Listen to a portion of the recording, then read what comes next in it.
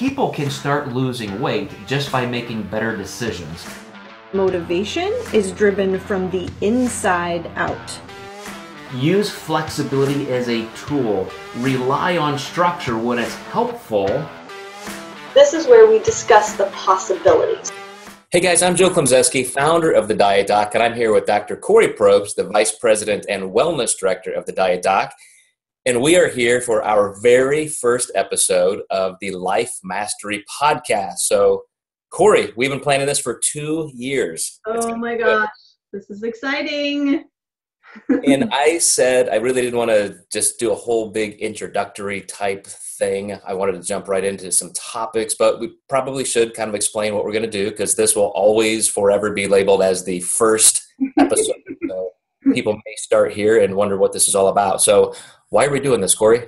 Why are we doing this? I think we want to be in a position to really teach individuals how to live their best lives. What does that mean? What does it look like? How do people function in the best way possible? Mentally, physically, intellectually, emotionally, all of those different things, all those contextual, intricate, complex elements of life.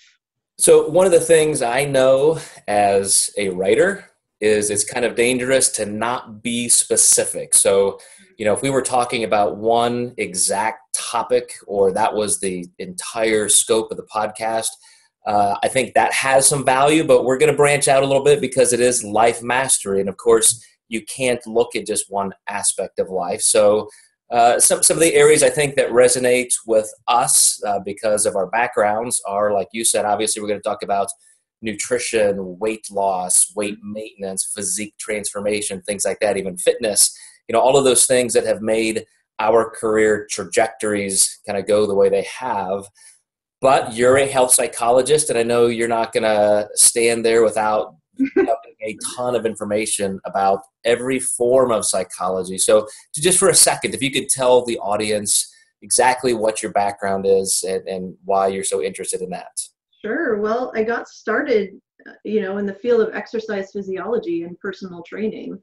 And then I think it was just through my own life experiences and difficulties that I faced, going through some challenging times, really wanting to understand why I was thinking the way I was thinking and what was really impacting my actions and my behavior and what was underneath all of that stuff. So, trying to find a way to merge the physiology with the psychology of behavior change and what that's all about.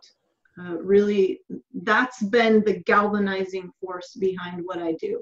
Mindset, mental edge, and especially motivation in terms of pursuing the things that are most important to us. Mm-hmm. And as a health psychologist, I know you deal with clients and friends and even maybe family members, just everybody who comes into your sphere of influence.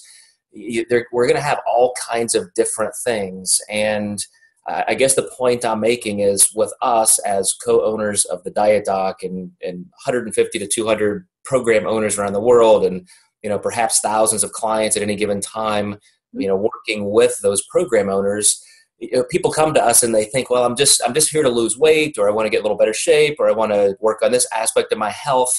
And they end up always gravitating toward those reasons underneath, because, psychology really is just a study of what you said, how we think, how does this affect us? So what do you feel are some of the most important tenets of just understanding those motives underneath what we do?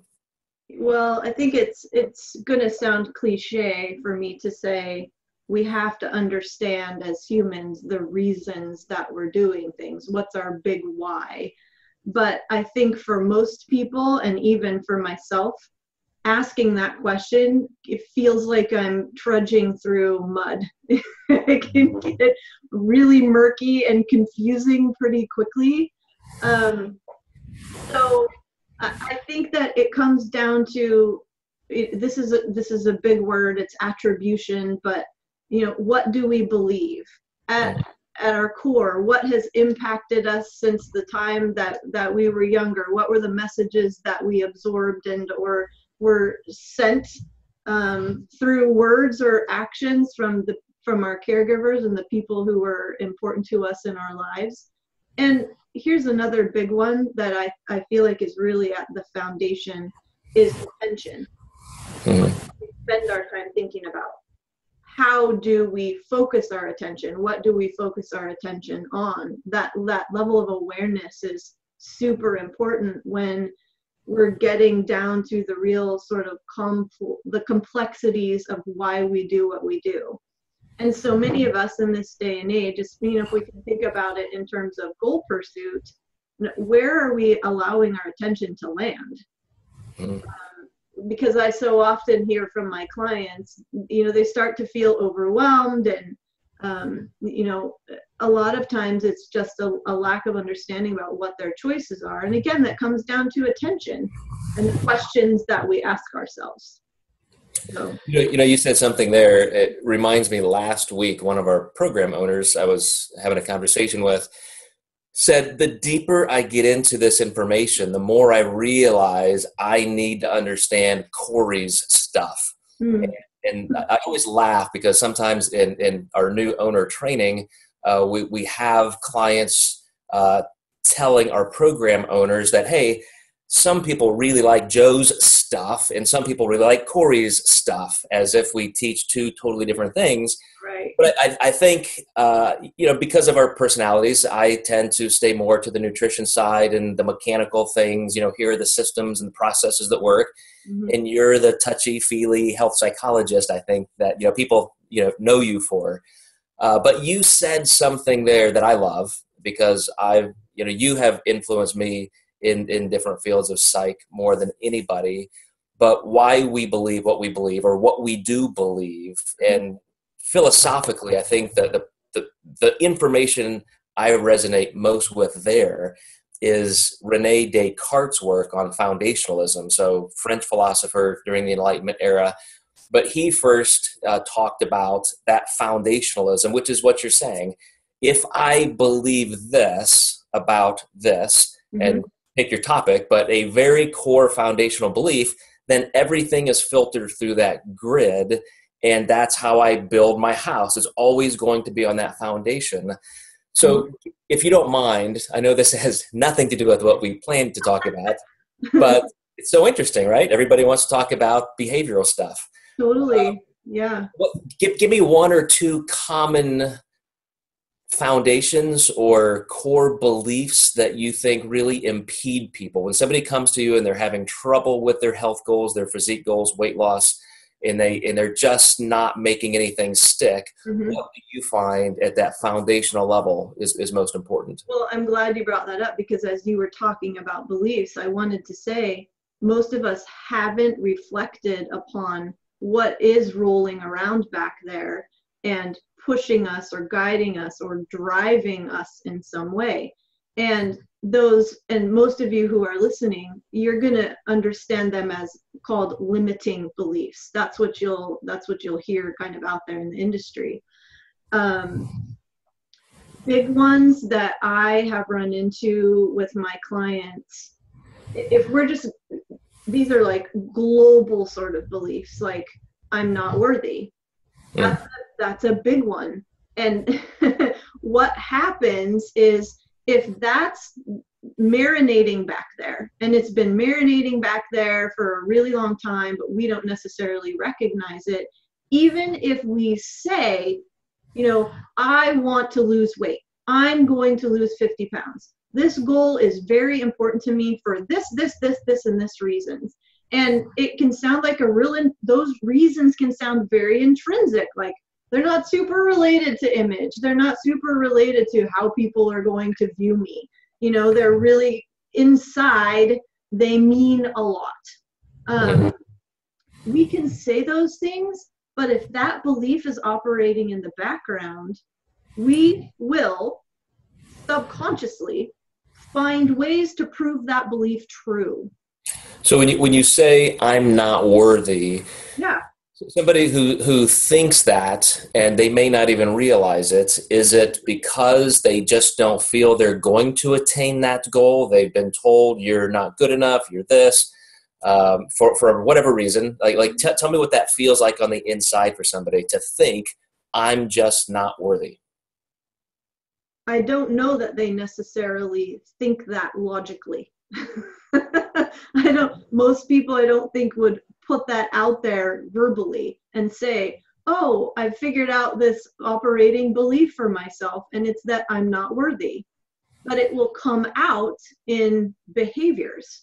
It'll come out in actions. It'll come out in things that we say maybe to other people. So what would that look like for them? What are they telling you that makes you think that? They will be very self-critical. So, they may have self-talk that's incredibly it's very deprecating. It's not compassionate in any way. It's a lot of put downs, and they may have this very sort of pessimistic as opposed to optimistic style about them, where nothing goes well. I can't do this. It's too hard, and go ahead. No, I totally agree. And I'm thinking in my mind,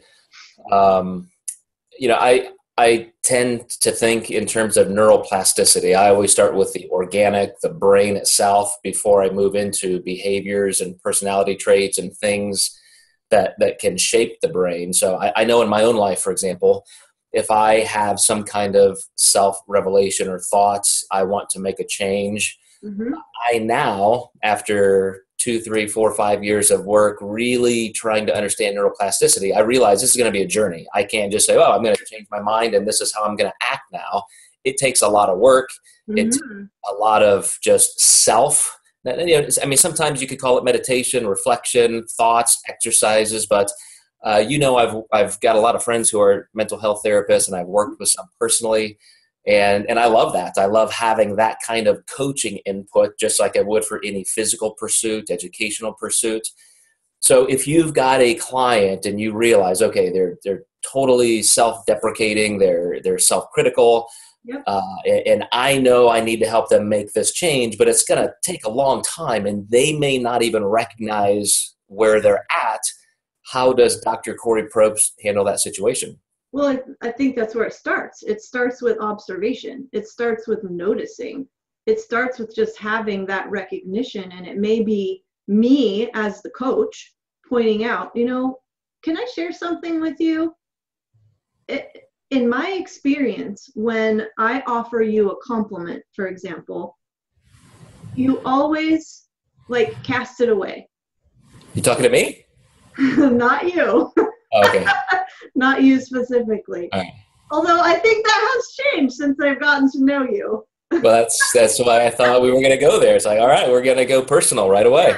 You accept it now. So that may be one example. Or, every time I suggest that we maybe do an experiment, your default answer or response is, no, I don't think that'll work.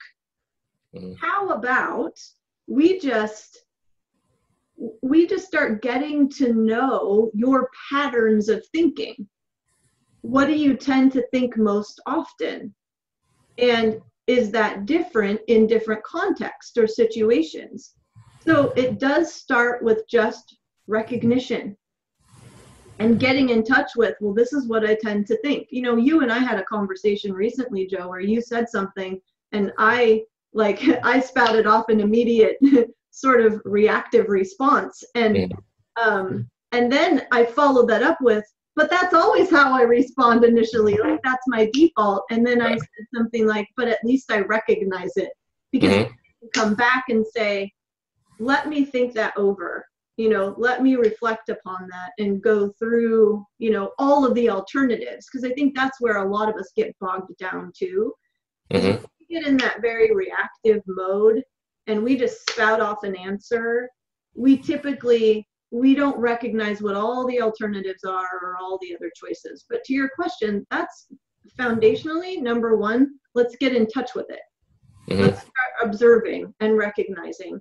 And then let's begin practicing doing something different. Because we know, like, if we're talking about that self-deprecating behavior, that negative critical self-talk, that's going to impact confidence. Mm-hmm. One thing that confidence comes from, it's how we talk to ourselves. Right. And so to practice a new way of talking to ourselves is going to be key to move that person into a greater sense of confidence to be able to eventually say, okay, yeah, you know what? I recognize that my default response is to stop, put on the brakes, like I'm not going there, or to think I can't do this, this is too hard. Move from there to deep breath. Okay, this is hard, not ideal. Like, I don't like how this feels, but okay, I can figure this out. So I know you as a therapist and clinician, in your own responses and interactions with a client, you're going to pick up on these things and you're probably going to pick one thing at a time. Let's kind of work on this, and maybe not even tell the client. You're just going to lead by example.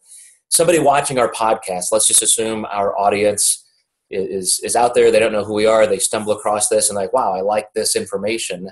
If we're going to wrap up just kind of talking about this foundational approach to self-change, self-improvement, what's maybe one area or one question people could ask themselves to say, hey, I want to get on that track of really understanding why I do what I do, why I believe what I believe, and become different, become better? Mm-hmm. So one question that I consistently ask myself, Joe, because I recognize that I can easily go down a certain path. And you mentioned the word neuroplasticity. We are able to change just based on the manner in which we think. So a lot of times we're just asking ourselves the wrong questions. Mm-hmm. If we begin to feel, confused or overwhelmed or frustrated, we may ask the question, why can't I do this? Well, that's a poor question because it shuts us down. It makes us even feel worse, more frustrated, because now we're feeling threatened. Why can't I do this? Doesn't move us forward in a positive direction and open us up. So, this is just a simple question that's a little bit different, but it creates a different response even within our bodies and our minds. And it's, how can I? Not why can't I? How can I? So it assumes that we can. It assumes that we have the capabilities within us. And now we just need to dig a little more to find those, and even perhaps acquire some support. Ask the coach, how can I? It feels like I can't do this, but how can I? So it's changing the wording around. And that's one question. Another one is, what in this situation may I influence? Again, back to, it opens us up to recognizing that there are choices here. We're not necessarily backed into a corner. This does not necessarily need to feel threatening. So it sounds like, and a great way to end our first episode on foundationalism, accidentally on foundationalism. We're going to kind of lay the foundation for this podcast. But just being open to coaching, whether it's through a book, a podcast, working with somebody, saying, okay, I've come here because there's something I don't like in my life. And if I want change, I have to be willing to say, wait a second, I need new content, new information. Yes. I don't know everything, which means I probably have to question everything. Let's just be open and curious to everything. And those foundational beliefs may be totally wrong. I'm not saying that, everything somebody believes is wrong, but a metaphor I've always liked is, what if you get to the top of a ladder and you realize your ladder was against the wrong wall? Wouldn't it have been better to realize I shouldn't even be on this platform, this foundation? I need to be totally, direction. Yeah. So, yes, very well said, Joe. And I think we get into these modes where we just keep doing what we've always done because we've always done it. And so to be able to ask, is this really serving a generative purpose in my life? Is this in my service, thinking this way, doing these things? Or could it be shifted in some way that is more aligned with my values? And a lot of people haven't even gone there. Like, what are my values? What are my principles? What's my guiding philosophy? And that's something that, speaking of mastery and life mastery, the name of the podcast, that's a lifetime thing. But the support piece is absolutely correct. I wouldn't be where I am without having amazing mentors in my life. You know, some people who said, you're never going to be able to do this, or you're too naive to even think that you should go in this direction. So I found someone else. I imagine it's the same for you. You're looking for those individuals who will support your growth. Forever. That's why I'm still in school. And that's what we want to be to you guys. Kori and I created this podcast. I'm not kidding when I say we've been planning this for 2 years. Yeah. And that's just because I guess we're both perfectionists. We want to make sure we have something meaningful to say. We finally decided if we can hold ourselves to a platform of accountability for you. We really wanted to identify who our audience was. And it's going to be the people who want that best life change. You want life mastery in multiple areas: relationships, self-development, nutrition, health, all the things we're going to be covering. And so I'm excited, Kori, that we're finally doing this. Episode 1, we're just going to call Foundationalism, the introduction, so that you guys can understand that to live your best life, to have life mastery as a continuous path, it takes this kind of support and kind of circling around, a platform of just openness and discussing it. So here we go. And we want to hear from you guys. Please like this and share it to all of your respective channels and let us know what you'd like to hear about as well. Yeah, we will have our social media tags at the back end of this, so definitely give us some feedback, and we'll see you guys next time. Thanks. Thanks, guys.